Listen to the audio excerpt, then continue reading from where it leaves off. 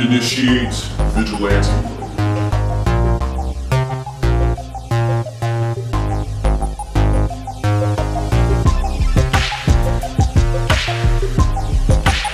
Alright, so here we are, we're pretty much at the end of the summer. Today we're talking about Don't Breathe, a kind of horror, thriller, suspense blend. It kind of reminded me a little bit of Panic Room. The movie is directed by Fede Alvarez, I hope I'm saying that correctly. It stars Jane Levy and Stephen Lang, who you guys might remember from Avatar. This movie was certainly getting a fair amount of positive buzz, and I mean, after I saw the trailer, I was definitely interested in seeing what this movie had to offer. I think it's been a pretty good summer for horror films. Lights Out and The Conjuring were both pretty successful in their own ways. I was definitely looking forward to this one as sort of the wrap-up of the summer. It's kind of the last big movie, not counting The Mechanic, which I don't plan on seeing. I would say that this movie is not exactly a horror movie. I would say that it fits probably more into the suspense and thriller genre or subgenre. What I like most about this film is that it felt like it circumvented a lot of the cliches and tropes of horror movies. I think that was largely due to the fact that there really is no particularly likable character. It's kind of like Lights Out in that way, although that movie had some likable characters, like the kid. Nobody's really a good guy. Everybody is sort of in this moral shade of gray. I mean, the premise is basically that this group of young people, they're pretty good at breaking into houses and stealing shit. This old Iraq war veteran who lost his eyesight, he's got some skeletons in the closet, let's just put it that way. Who are you rooting for? You know, at times I was rooting for the kids to escape, and at times I was rooting for him to kill their asses. Another thing I really loved about the movie was that it continues that trope, you know, strong female led films. Young actress Jane Levy, she definitely fits into that. She's got a little way to go to the Sigourney Weaver status, but she was really good in the movie. She gave a very convincing performance, and I just love to see strong women who are capable and have a sense of agency, and they have a few tricks up their sleeve, so I really did like that. The two guys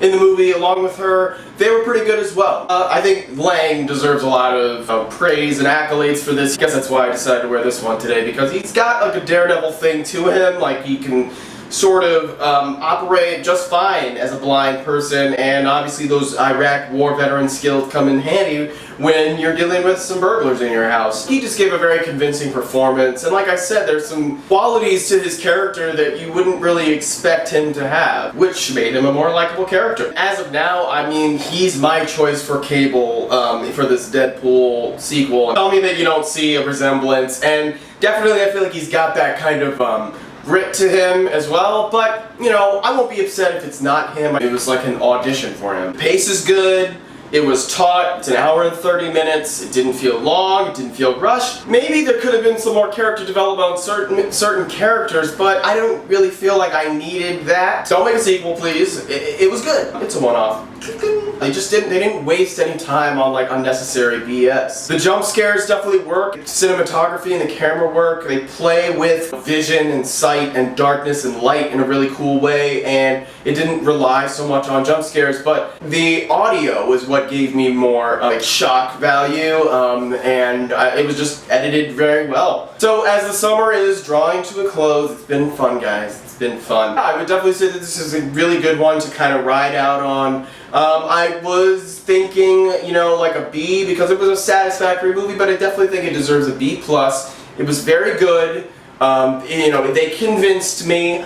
Didn't blow my socks off, so I almost wish they had blended some of the qualities of this into Lights Out a bit. Yeah, I think the biggest credit to the film is the camera work and the audio and those performances from the lead actress and Stephen Lang. So that's my review of Don't Breathe. It's pretty much the last one I'm going to get to do for this summer. A few other things happening. So I am about to start my new job in the fall. Tomorrow's my orientation, and it is exciting, it's scary, it's crazy, it's like, woo! I'm really looking forward to it, and this channel is a great kind of like secondary sort of job slash hobby for me. I just want to thank you guys so much for being there, for being supportive. If you like the content, you know, subscribe. It doesn't spam you, it doesn't do anything like that. You can choose to have notifications on or off. If they're off, then it'll just show up in your feed on your YouTube page. So what's coming up next? I'm going to kind of be working on some more long-form editorial spotlight material. One is going to be about diversity or the lack thereof in Hollywood,